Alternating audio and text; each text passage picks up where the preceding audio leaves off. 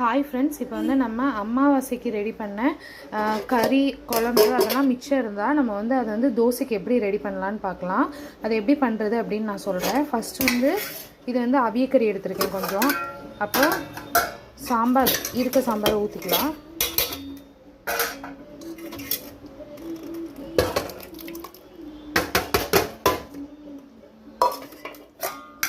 அப்புறம் பூசணிக்காய் பச்சடி இருக்குது, அது கொஞ்சம் போட்டுக்கலாம்.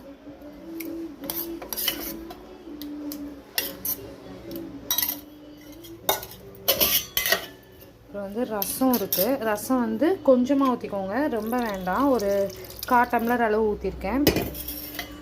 ஊற்றிட்டு இதை வந்து அடுப்பு